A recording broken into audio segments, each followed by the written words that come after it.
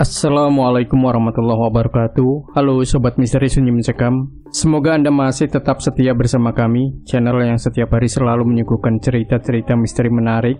Dan untuk kesempatan kali ini kami sudah menyiapkan sebuah kisah misteri yang berjudul Prajurit Masa Lalu dari Alam Gaib.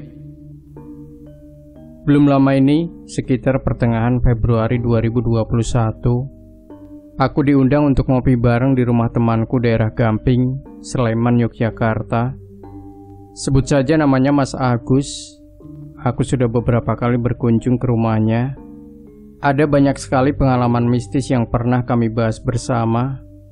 Tentu saja tidak semuanya akan dikupas menjadi lembaran cerita. Ada satu sosok yang sejak kemarin terus mengikuti dan ngebet banget pengen curhat. Malam itu Mas Agus mengeluarkan keris kecil dari tas rangselnya.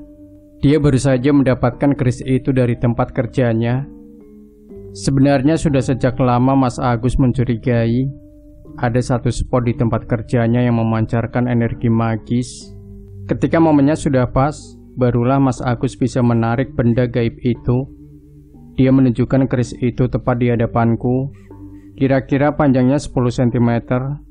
Mataku tak berkedip memandang keris kecil tak bergagang itu. Sekarang keris itu menjadi miliknya Mas Agus.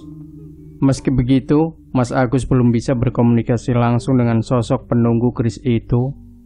Ada sebuah tabir yang menghalangi Mas Agus, sehingga tidak bisa terhubung secara langsung. Mungkin butuh waktu untuk menjawab teka-teki ini. Kenapa keris itu memilih ikut Mas Agus? Semua benda gaib yang ikut seseorang pasti punya tujuan tertentu. Suasana malam itu berbeda dari biasanya. Ada aura panas di sekitar tempat Mas Agus sedang duduk. Hal ini menandakan bahwa keris kecil itu membawa unsur api. Berulang kali Mas Agus mengeluh badannya tidak nyaman, seperti ada bentrokan energi. Mungkin penghuni lama rumah Mas Agus kepo dengan aura baru yang dibawa oleh keris itu. Semilir angin dingin berhembus dari ruang tengah menuju ruang tamu. Aku kira itu semacam pertanda akan datangnya hujan. Selang beberapa menit kemudian aku pamit pulang. Malam itu aku tidak langsung menemukan jawaban. Aku pulang ke rumah seperti biasa. Tanpa disadari aku membawa sedikit energi yang ada pada keris tersebut.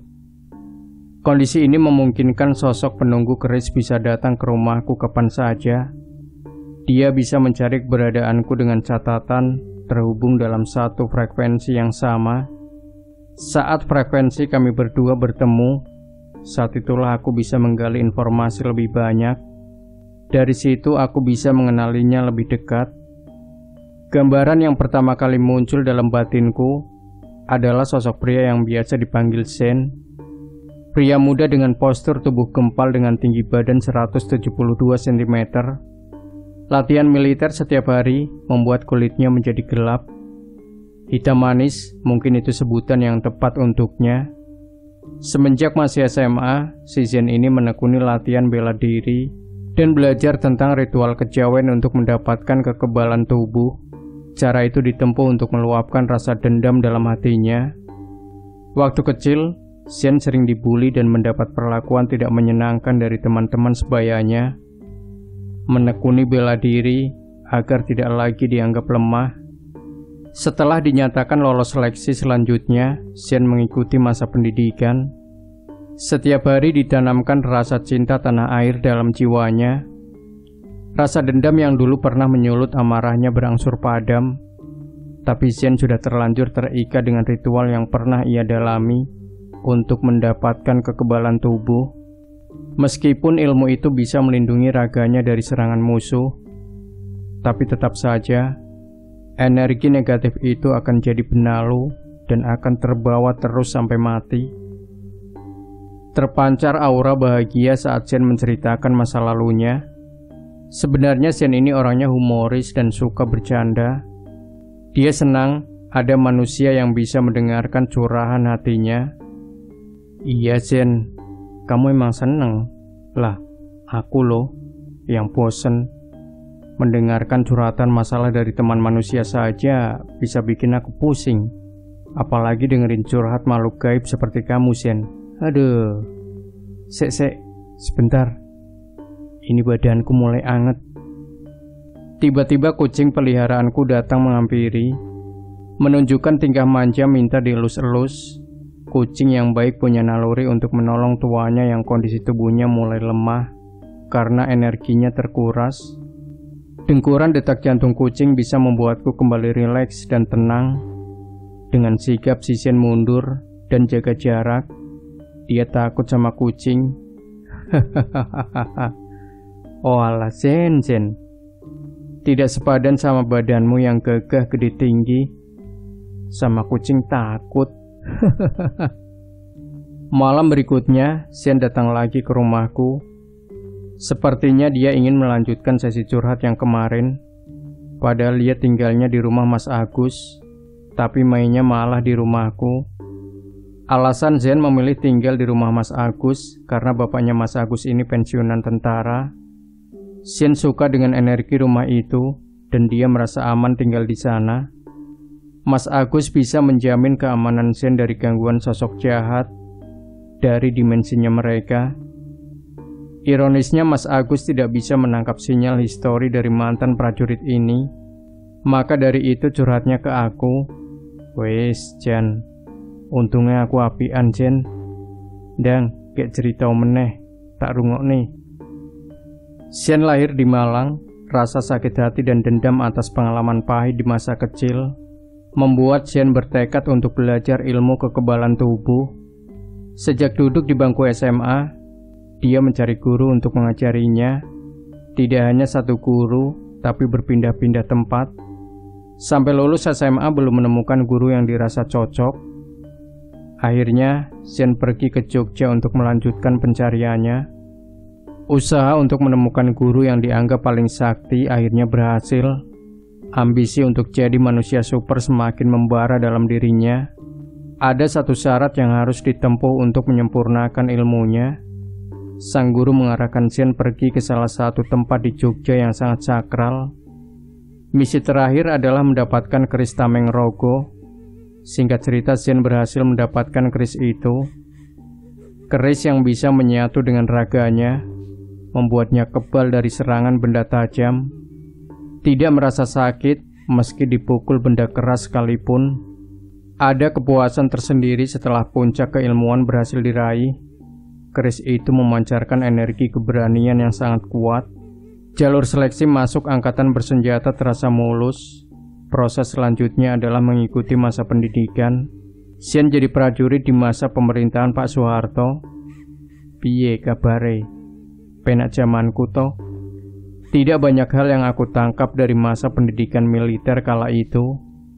Tanpa disadari, keris Tameng Rogo yang bersemayam di tubuh Shen sebenarnya menyerap energi kehidupan yang sejatinya merugikan bagi Shen itu sendiri.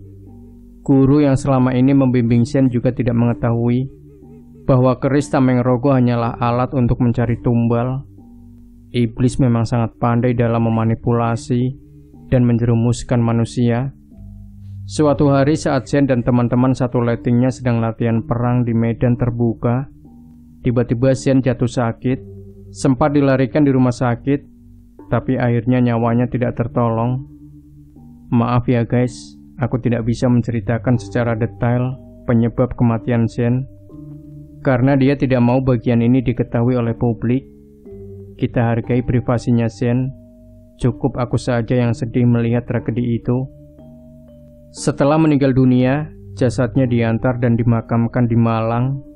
Sedihnya lagi ternyata sukmanya Shen masih terjebak di Jogja.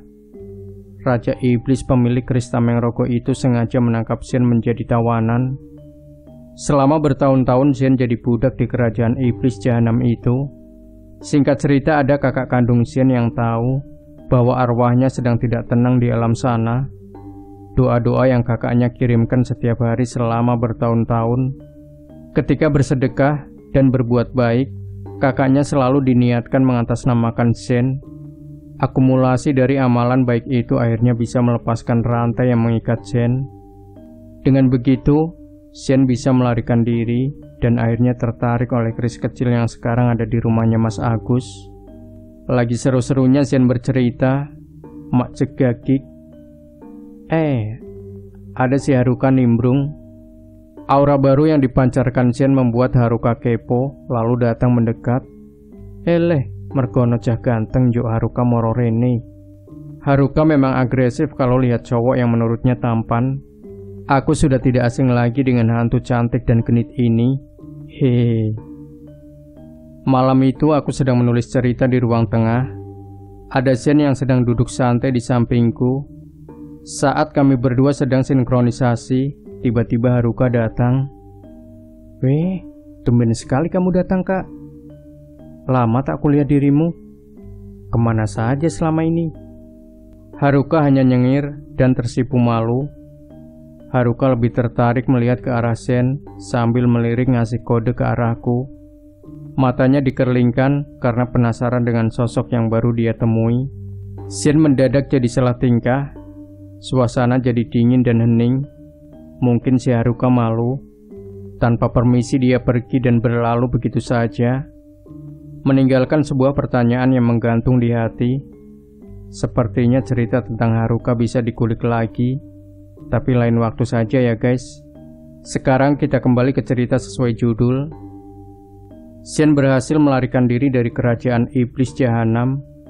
Dia terbang melayang luntang-lantung tak tentu arah, sampai akhirnya ada sebuah energi yang menarik perhatiannya. Energi itu berasal dari keris kecil yang tertanam di area tempat kerja Mas Agus. Alam semesta bergerak sesuai kehendak Tuhan.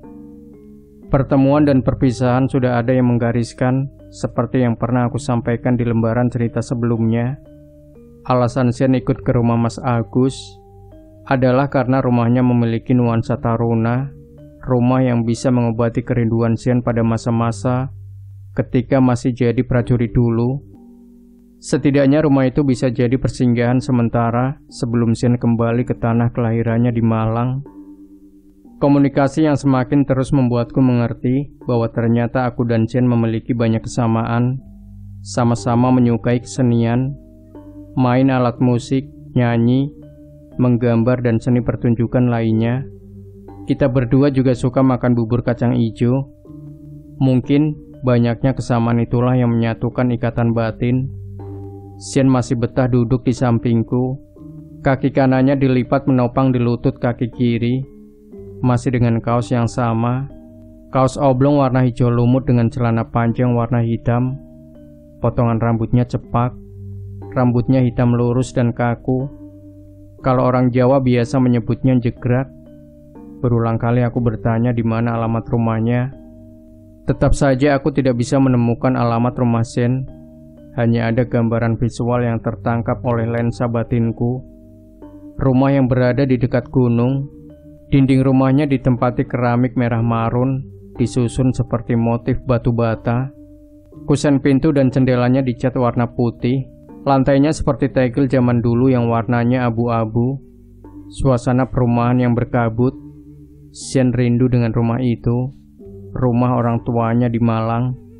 Zen pingin sekali pulang ke sana, tapi gambaran itu adalah kondisi rumah era tahun 1990. Untuk saat ini aku tidak tahu apakah bentuk bangunannya masih sama. Zen memintaku untuk mengantarnya pulang ke Malang. Aku jadi ingat Mas Agus yang punya rencana pergi ke Malang. Niatan pergi ke Malang sudah ada sebelum Mas Agus bertemu dengan Zen. Tujuan utama Mas Agus adalah menyusul Jack yang kebetulan sedang ada proyek pekerjaan di sana. Mungkin ini sudah jadi suratan. Keris kecil yang kamu tempati sekarang sudah menjadi milik Mas Agus. Besok Zen pulangnya diantar Mas Agus saja ya. Tapi Zen pengennya Mas juga ikut ke Malang. Jadi kita berangkat bertiga. Mas mau kan? Aku sebenarnya pengen banget Zen. Malang adalah salah satu kota impian yang menarik untuk dikunjungi. Sudah lama aku pengen ke sana, tapi belum kesampaian. Ya udah, tunggu apa lagi? Aku nggak punya duit, Jen. Emang kamu bisa mencuri uang agar aku punya ongkos ke Malang? Hei, tidak bisa. Aku bukan tuyul. Sudahlah, Sen. Jika Tuhan mengizinkan, aku pasti datang ke kotamu. Aku sudah nitip pesan ke Mas Agus supaya perjalanan dari Jogja ke Malang tidak perlu mampir. Apalagi di tempat yang sakral. Mas Agus akan menjamin keselamatanmu di perjalanan. Selamat jalan, brother. Semoga selamat sampai tujuan. Aku bantu doa dari sini. Semoga arwahmu bisa segera disempurnakan. Sampai ketemu lagi di lain kesempatan. Goodbye, Husain Atmaja. Demikian Sobat Misteri Sunyi Mencekam. Jangan lupa berikan komentar Anda, like, share video ini, subscribe channel Sunyi Mencekam, dan kembali nantikan cerita-cerita misteri terbaru dari kami. Wassalamualaikum warahmatullahi wabarakatuh.